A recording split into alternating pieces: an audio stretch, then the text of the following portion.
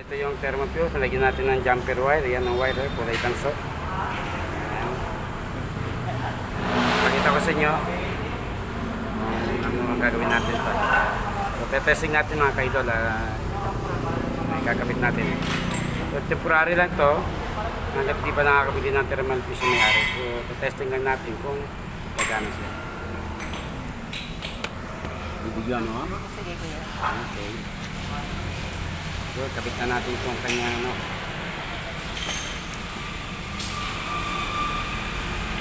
asbestos na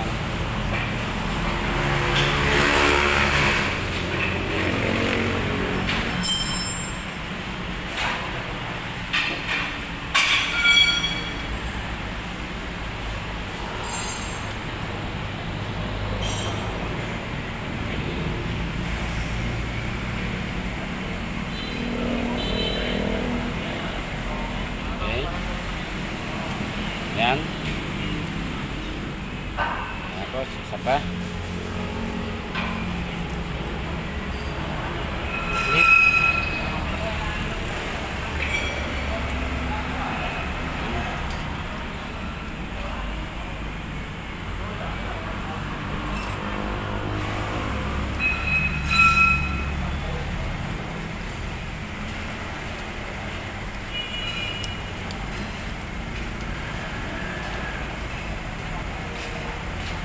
Yes, sir.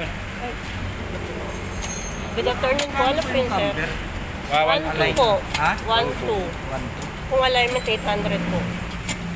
Kung alignment lang. 800. Okay. Pero yung camber kasama alignment na yun. 1-2 po, sir.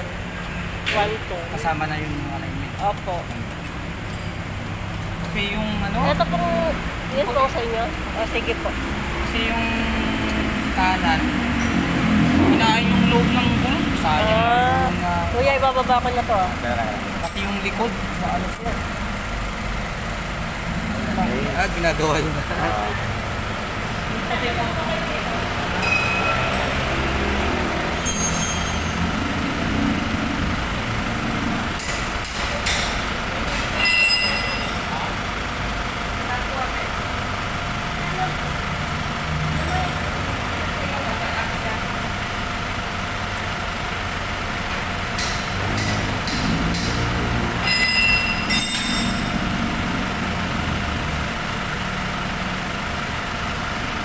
Kapag muna natin ang cellphone mga kaidol dahil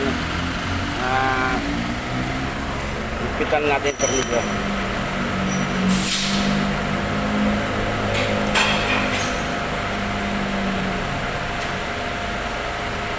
Okay.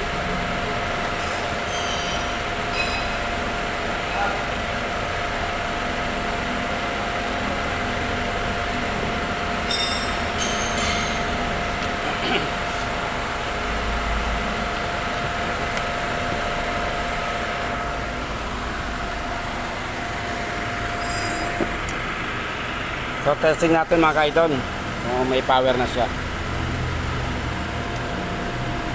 Yan.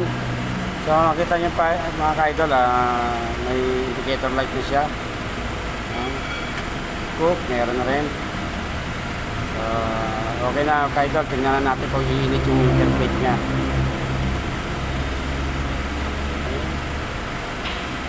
Cook.